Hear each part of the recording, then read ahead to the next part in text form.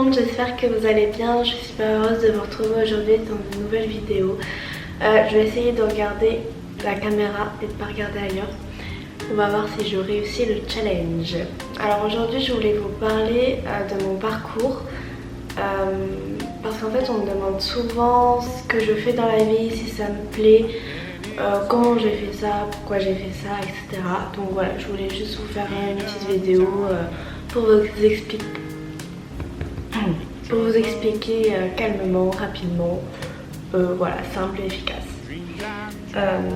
Alors j'ai obtenu mon baccalauréat littéraire en 2018, en juin 2018, et je devais faire une licence de lettres, attendez, comment ça s'appelle déjà, licence lettres Babel, culture du monde, un truc comme ça, à Bordeaux, Montaigne, à Bordeaux. C'était prévu pour septembre 2018 et en fait je me suis rendu compte très vite que ça me correspondait pas du tout, que j'arrivais pas du tout à maintenir le rythme. Du coup j'ai tenu exactement un mois à la fac. C'est pas tant que ça me plaisait pas, c'est juste que j'avais besoin vraiment de casser en fait avec ce rythme scolaire. J'avais besoin de faire quelque chose par moi-même et d'apprendre autre chose que des cours. J'avais besoin de rentrer directement dans le monde du travail, si je peux dire ça comme ça. Sauf que je savais pas du tout vers quelle formation me tourner, vers quoi, enfin je savais pas quoi faire. Du coup j'ai passé mon année scolaire 2018-2019 à absolument rien faire. Non, c'est faux, j'ai pas rien fait. J'en ai profité pour publier mon recueil de textes et du coup pour chercher ce que j'avais envie de faire pour plus tard. Enfin, j'étais vraiment dans une année un peu perdue, je savais pas du tout quoi faire, je savais juste que j'aimais lire et que j'aimais écrire. Et en fait je savais pas si je voulais en faire, si je voulais faire ma passion, mon métier, ou si je voulais que ça reste une passion et que je fasse autre chose à côté. Finalement, avec l'aide de mes proches, j'ai réussi à trouver, alors ça s'appelle l'INFL, maintenant ça s'appelle l'école de la librairie. C'est l'Institut national de la formation de libraire. Alors en fait, j'ai eu mon entretien avec l'école, du coup c'était en mars 2019 et donc ça s'est super bien passé. Il y a des petits tests écrits et un entretien oral avec les formateurs et moi je savais pas trop ce qu'ils attendaient de moi et tout, mais voilà, j'ai répondu à leurs questions, je suis en pyjama, hein, pas gaffe. J'ai répondu à leurs questions comme je pouvais. Enfin, l'objectif c'était vraiment de montrer que j'aimais lire et que j'avais envie de faire ça, de faire ce métier, de découvrir en fait. Du coup je me suis un peu lancée à corps et à cœur perdu dans ce choix professionnel, si je peux dire ça comme ça. Et du coup j'ai eu mon entretien, j'ai eu des tests écrits et j'ai très vite été acceptée à l'école. Donc l'INFL ça se trouve à Paris, non c'est plus à Montreuil, c'est à Maisons-Alfort. Du coup j'ai commencé à chercher une librairie dans laquelle je souhaiterais travailler, donc j'ai demandé un peu partout à Bordeaux, dans les librairies de Bordeaux. J'ai déposé mes CV, ma candidature et j'ai pas eu de réponse. Et je voulais pas être à plein temps à Paris, donc avoir la librairie à Paris et avoir les cours à Paris. Je voulais un peu alterner, je voulais être proche de ma famille, enfin bref, je voulais pas être tout le temps à Paris. Du coup j'ai envoyé un peu des candidatures un peu partout en France et il y a la librairie Sorens à Alès qui m'a répondu et qui m'a proposé un entretien. Faut savoir que quand j'ai reçu la réponse de ma candidature, je me suis dit oh c'est trop bien, j'ai une réponse et tout, mais c'est où Alès? Je savais pas où c'était, je connaissais pas cette ville, enfin voilà. Du coup avec ma mère, hop hop hop, on fait nos bagages, on va à l'hôtel et tout, j'ai mon entretien, ça se passe super bien. J'étais un peu stressée, c'était mon premier entretien dans une entreprise. Et donc on y va, tout ça, la responsable était très gentille, elle est toujours très gentille d'ailleurs. Et voilà, quelques jours plus tard, je reçois une réponse positive. Donc je vous passe tout le blabla du contrat et tout. Enfin voilà, c'est pas très intéressant. Et donc voilà, en septembre, je commence même d'ailleurs à la librairie le 19 août 2019. Donc voilà, je commence à la librairie. Au début je suis un peu perdue, j'essaie de m'initier un peu au rayon, de connaître un peu la clientèle, enfin de me repérer surtout et de faire connaissance aussi du coup avec mes collègues. Donc on est 12 dans la librairie, on est 12 et donc je me présente, je suis très timide quand je commence la formation. Je me demande dans quoi je me suis embarquée encore. Sachant que en fait Alès c'est à 6 heures de route de ma famille, de toute ma famille, donc je suis toute seule à Alès. Bon, ça fait 2 ans maintenant, j'ai l'habitude. Mais sachant qu'en fait c'est vraiment un grand nouveau départ parce que quand j'arrive à Alès, pas forcément je suis toute seule. Je rencontre des personnes que je ne connais pas, dans un environnement que je ne connais pas. J'apprends à vivre toute seule dans mon appartement. Voilà, je suis un peu lâchée dans la nature quoi. Donc voilà. Ensuite mon rythme de cours à Paris c'était à peu près... comment dire, j'avais 2 semaines en librairie et après 1 semaine de cours à peu près. Par exemple en décembre j'étais tout le temps à la librairie parce que c'est une période où il y a beaucoup de monde avec Noël, etc. Mais voilà, ça dépend des périodes.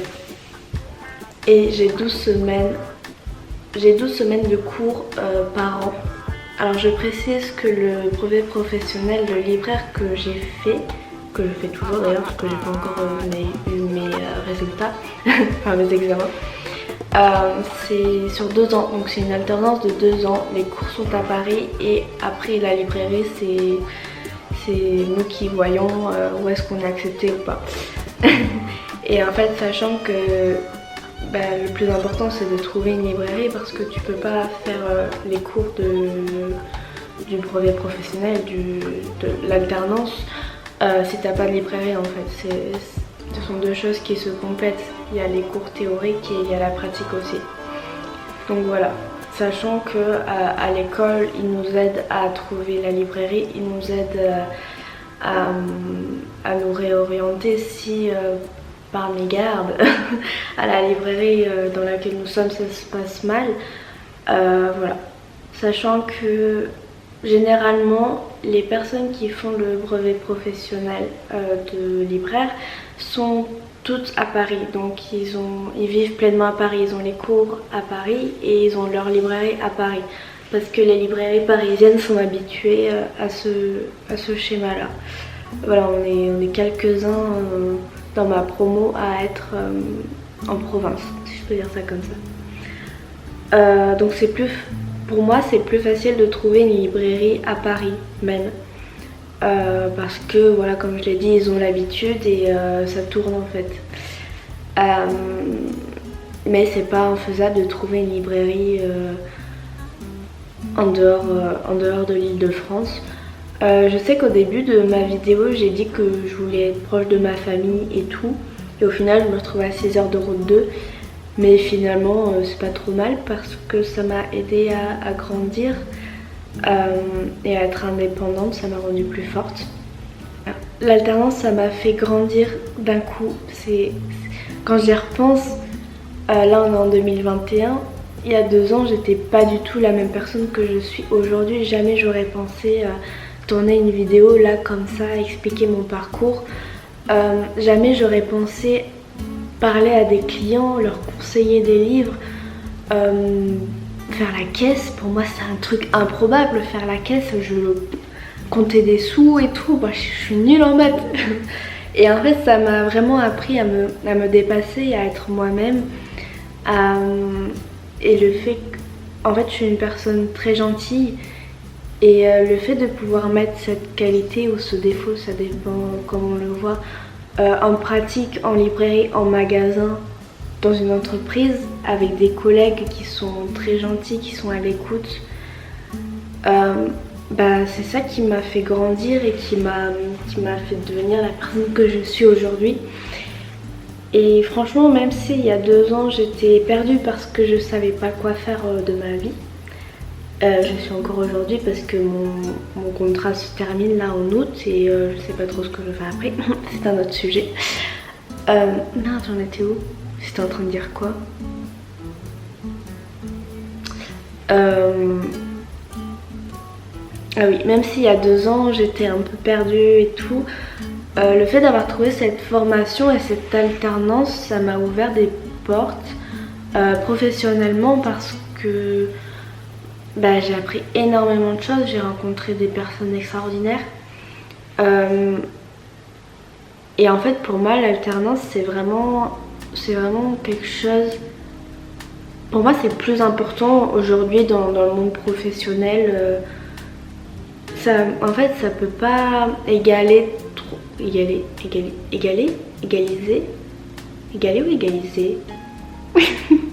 attendez, ça peut pas égaliser, ça peut pas égaliser 3 années de fac, une licence ou quoi. Bref, ça veut rien dire ce que je voulais dire, mais vous avez compris, en gros l'alternance pour moi ça a rien à voir avec 3 années de fac ou quoi. Certes, quand tu fais un master, une licence et tout, tu apprends beaucoup de choses via les cours, via les cours théoriques. Tu as des stages et tout. Mais en fait, pour moi c'est complètement différent de... Attendez, hop, je me remets. Pour moi c'est complètement différent de l'alternance parce que, sachant que si tu fais... Comment dire? Sachant que l'alternance, moi j'ai... j'ai mon petit appartement, j'ai dû gérer mes courses, mon budget. Bon, j'ai été aidée, hein, il y avait quand même ma famille et tout qui m'aidait financièrement quoi. Mais tu te rends vite compte en fait que t'es obligé de... t'es tout seul, t'es obligé de te débrouiller tout seul en fait. Et c'est ce que je trouve génial avec l'alternance, c'est ce rythme là entre... d'un côté t'as... J'ai l'impression que je répète toujours la même chose depuis tout à l'heure, mais c'est pas grave. D'un côté, t'as le fait de te lever le matin pour aller travailler. T'es obligé en fait de te lever pour aller travailler pour avoir de l'argent. Non mais même au-delà des sous-sous, t'es obligé de te lever et tout parce que tu sais qu'il y a des gens qui comptent sur toi, que ce soit par rapport aux clients ou à tes collègues. T'es dans l'entreprise, t'es salarié, parce que c'est ça aussi l'alternance. En fait là t'es pas étudiante, t'es salarié. Et moi il y a 2 ans, voire même avant, si je voulais pas me lever le matin, je me levais pas. Genre soit parce que j'étais pas bien, soit parce que mentalement, moralement ça allait pas. Mais j'étais têtue en fait et si je voulais pas me lever, je me levais pas. Alors que là, en travaillant en entreprise, même si ça allait pas trop, j'étais obligée en fait de me lever et d'aller bosser. Et d'un côté, le matin quand je me lève, quand je vais retrouver mes collègues ou que je vais travailler, faire quelque chose que j'aime, c'est important en fait. C'est important d'avoir envie de se lever pour aller travailler. Pour moi, c'est plus important de gagner peu mais de faire quelque chose que j'aime plutôt que de gagner 2500 € et de pas aimer mon travail, parce que j'ai écrit un petit article sur ça sur mon blog, mais en fait on passe la plupart de notre temps au travail, donc si c'est pour être malheureux c'est même pas la peine. Et le fait d'être apprenti libraire, ça m'a pas dégoûté des livres. Au contraire, j'ai appris énormément de choses, que ce soit par rapport aux éditeurs, par rapport au catalogue, par rapport au genre. J'ai appris énormément de choses. Il n'y a pas que des romans jeunesse dans la vie, il n'y a pas que des romans étrangers. Il y a tellement de choses à voir. C'est un truc de fou. Sachant que, en fait, être libraire, en 2 ans, j'ai pas juste lu des livres pour les conseiller. J'ai fait des tables, j'ai fait des vitrines, et on peut croire comme ça que c'est simple, mais il faut avoir de l'imagination, de la créativité. Ça tombait bien parce que j'en avais un paquet, et il faut trouver des thèmes, il faut trouver des sujets, des couleurs qui s'assemblent bien pour faire quelque chose d'harmonieux, quelque chose qui nous ressemble aussi, pour attirer le client à l'intérieur de la librairie, susciter l'impulsion d'achat. Enfin voilà, c'est des choses qu'on apprend en cours. C'est très technique en fait, le métier de libraire. Il y a beaucoup de choses. Par exemple, je vais essayer de ne pas faire une vidéo trop longue, mais par exemple en rayon jeunesse, en fait quand je suis arrivée à la librairie, je ne savais pas quoi conseiller pour tel âge. Et en cours, on a appris les différents âges en fait, quand conseiller des albums, des livres au carton, des documentaires, des romans jeunesse, l'apprentissage de la lecture, à tel âge, est-ce que l'enfant lit? Non, mais il lit les images et s'invente lui-même les histoires. On a appris à gérer les clients difficiles, parce qu'il y a ça aussi, même si on n'est pas dans notre assiette, il faut quand même être souriant et accueillir le client qui peut être désagréable ou au contraire qui peut être extrêmement gentil. Voilà, il y a aussi toute cette pression, par exemple à la période de Noël, à gérer. C'est beaucoup de travail sur soi, de travail en équipe, de compréhension, de communication. Je pense pour se lancer dans cet apprentissage, il faut être curieux, c'est le plus important. J'allais dire 2 autres trucs pour faire genre, je vous donne 3 tips, tu vois. Mais genre, je pense que être curieux, c'est le plus important. On va pas se mentir, c'est difficile de trouver une alternance en librairie, surtout aujourd'hui avec le Covid. Mais c'est pas infaisable, il faut montrer le meilleur de vous-même. Il faut montrer que vous avez envie d'apprendre et que vous avez envie de découvrir et de faire découvrir à votre tour. Parce qu'il y a tellement, vous voyez bien tous les livres en librairie, il y a tellement de choses à lire que vous ne pourrez pas tout lire. Mais que voilà, ça vous ouvre des portes pour maintenant et pour plus tard. Je vous ai pas raconté un peu ce qu'on fait en cours, mais en gros, il y a énormément de cours de culture générale. Donc en fait, on vous donne des bibliographies, on vous raconte, enfin on vous explique le livre, le contexte, et on vous donne envie ou pas de lire le livre pour enrichir, mais c'est conseillé en fait, c'est pour enrichir votre culture générale. Alors personnellement, j'en ai lu très peu qui étaient conseillés par les formateurs parce que j'ai tendance à suivre mes envies du moment. Mais bon, je pense que j'aurais dû me forcer un peu. Non mais je suis sûre que c'était très intéressant et j'ai gardé les cours, j'ai gardé les bibliographies de mon côté, donc dans tous les cas c'est pas perdu.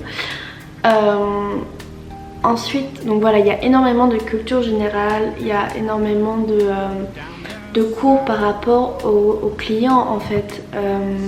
Oula, comment j'ai répondu? Aux clients en fait.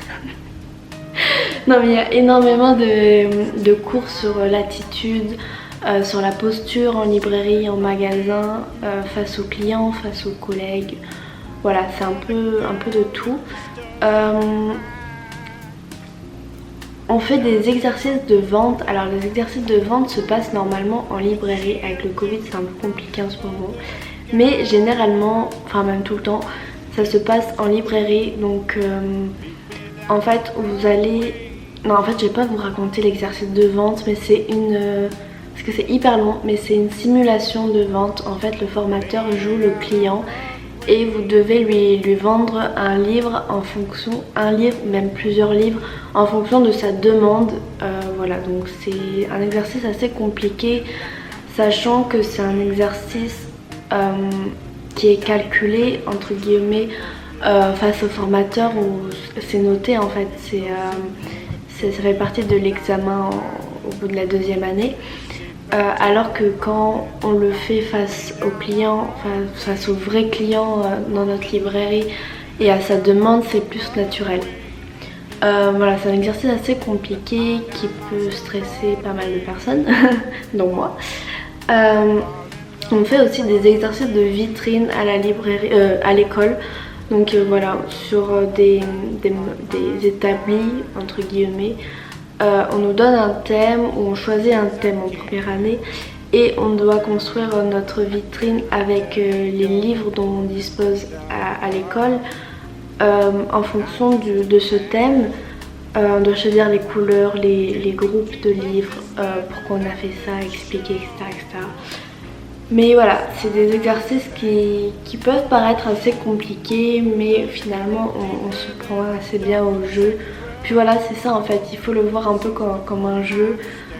C'est assez facile d'assimiler tout ça pour les examens en 2e année. Enfin, il y a largement assez d'exercices pour bien se préparer. Ah oui, il y a de la gestion aussi. Alors si vous êtes nul en maths, bienvenue au club. Si vous avez comme moi des difficultés en mathématiques, c'est pas infaisable les cours de gestion et l'examen de gestion de fin d'année. Mais voilà, n'hésitez pas à demander de l'aide, à demander des exercices pour vous entraîner. Les cours sont bien expliqués, donc même si vous avez des difficultés, on survit. Oui. Il y a du droit, le droit en entreprise, le droit toujours par rapport aux clients, notre droit à nous en tant que salariés. Enfin voilà, c'est une épreuve aussi aux examens. Je crois que j'ai tout dit, ou en tout cas j'en ai dit pas mal. Je sais pas, j'ai l'impression d'avoir radoté un peu peut-être, ou alors d'être partie par là et après par là. Mais en tout cas je pense avoir dit le fond de ma pensée, et je pense que c'est le plus important. Je pense et je suis sûre même que j'ai oublié de dire des choses. Donc surtout n'hésitez pas à me mettre un petit commentaire déjà pour savoir ce que vous avez pensé de cette vidéo. Et si vous avez des questions, surtout n'hésitez pas, je ferai peut-être une story sur Instagram qui regroupe les questions et les réponses, ou même un article sur mon blog. Ou même en commentaire, enfin bref, je répondrai à vos questions sans hésiter. J'ai essayé au maximum de regarder ma caméra, mais c'est pas simple. Ça va le faire, je suis confiante. Voilà, j'espère que cette vidéo vous aura plu. N'hésitez pas à me dire ce que vous en avez pensé. Si vous voulez que je fasse une vidéo sur un thème ou sur un sujet en particulier, si vous voulez que je vous présente des livres, si je sais pas ce que vous voulez de moi. Voilà, merci, bye bye.